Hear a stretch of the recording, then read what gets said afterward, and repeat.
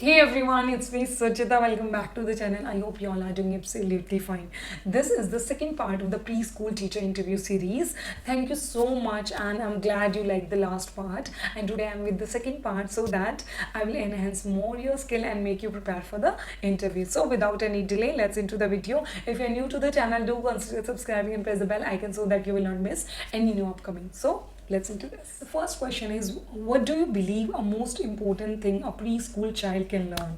So you can say, according to me, the freedom to explore and to use their creativity to the best they can without the fear of any judgment, comparison is the best thing a child can learn. If you will able to make the child feel free in the classroom to show the best he can according to his capability without being the fear that the teacher is going to compare with the fellow children, or maybe nobody is going to judge or laugh on him, is the best thing a child can do in his preschool. Next question is, as a preschool teacher, how much important is the communication between you and the parent of the student? Being a preschool teacher, it's really important to involve parents in all the activities and keep on updating them day for the day-to-day activities, because these small children, they are not expressive, they don't they will not able to answer that what all things they are comfortable with, what all activities they really like. So in that concern,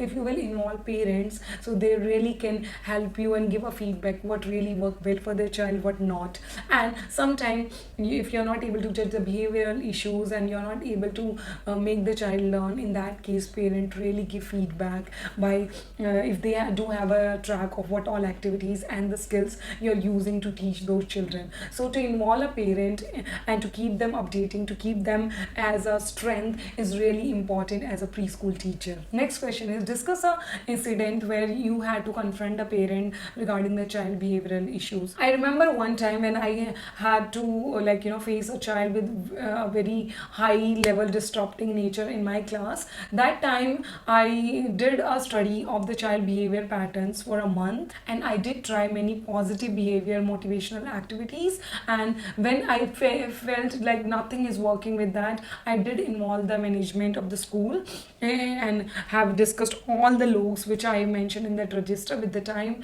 date and the incident.